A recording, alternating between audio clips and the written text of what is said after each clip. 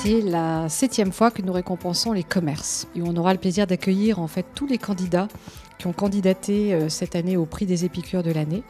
Alors d'abord pour 2 raisons, parce qu'on voulait les remercier. C'est un travail que de faire un dossier, de se poser, et ils ont fait ça de façon remarquable. Et puis enfin, on sait que ces épiciers fins, ces commerçants ont besoin d'échanger entre eux, et on voulait vraiment les remercier et continuer de valoriser cette profession qui ne cesse de se réinventer. Le jury a été absolument remarquable, tout le monde a pu s'exprimer, a pu marquer ses opinions aussi. On avait quelques nouveaux venus avec Florence Kahn notamment, Juan Albelaez qui a pu aussi apporter sa marque de parrain. Donc je pense que c'est un jury qui est très divers par ses points de vue, par ses opinions et in fine des prix qui sont le reflet de cette diversité. Alors j'ai décidé de parrainer ce concours des épicures parce que je trouve qu'avec les périodes qu'on vit en ce moment et en général, on a tous besoin d'un ami à qui parler. Je trouve que les épiceries font un travail monumental de niveau social, de niveau économique, de niveau psychologique même. Parce que c'est un peu cet ami, ce copain qu'on vient voir, acheter des bons produits, demander un conseil. C'est mieux qu'une visite chez le psy, c'est un instant pour nous, un instant juste magique. Donc voilà, pour moi c'était une évidence. C'est ma première fois et je dois dire que je suis particulièrement heureuse et enchantée d'avoir participé à ce jury toute cette matinée. Pour différentes raisons. La première, c'est la richesse des membres du jury. C'était absolument passionnant de pouvoir confronter les opinions, de pouvoir échanger avec des regards très différents et une grande polyvalence de compétences. La deuxième raison, c'est la richesse des candidatures. J'ai trouvé le tissu épicier français particulièrement riche et c'était vraiment passionnant de pouvoir découvrir tous ces concepts et toutes les bonnes volontés et les ambitions qui parcourent le territoire. Pourquoi est-ce que Chronofresh est partenaire effectivement des épicures ? Tout simplement parce que notre métier chez Chronofresh, c'est de livrer les produits alimentaires à température ambiante, produits frais, produits surgelés. Et on s'est rendu compte effectivement qu'on devait absolument accompagner les épiciers dans l'extension de leur zone de chalandise, dans le fait de les aider effectivement à avoir le plus de clients possible. Et l'essence même de notre métier, c'est de les aider à travailler ça. Alors tout d'abord, j'ai été complètement choqué, très positivement d'ailleurs, par le nombre de candidats de cette année. Je crois que c'est un record.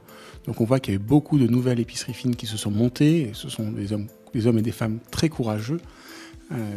Et effectivement, aujourd'hui, on voit que ça marche de mieux en mieux parce qu'on cherche de plus en plus, pas à prendre la voiture et à faire 20 minutes, une demi-heure de route, mais à trouver notre petit épicier de quartier qui est présent, qui va nous parler du produit, qui va nous transmettre une histoire, un storytelling, quelque chose d'important derrière. Parce qu'un produit, c'est effectivement, c'est le produit qu'on vend, mais c'est aussi toute l'histoire qu'on raconte. Et rien de mieux qu'un épicier pour partager le bonheur du produit. Et effectivement, cette année, c'est des passionnés. On ne peut pas ouvrir une épicerie fine si on n'est pas passionné. Donc la sélection à laquelle on a eu affaire cette année est riche et très variée. Plus de 60 dossiers contre probablement une vingtaine il y a 4 ou 5 ans. Et représentant des positionnements assez différents, des tailles assez différentes, des niveaux de chiffre d'affaires assez différents et notamment une variété de positionnements géographiques qui est extrêmement intéressante.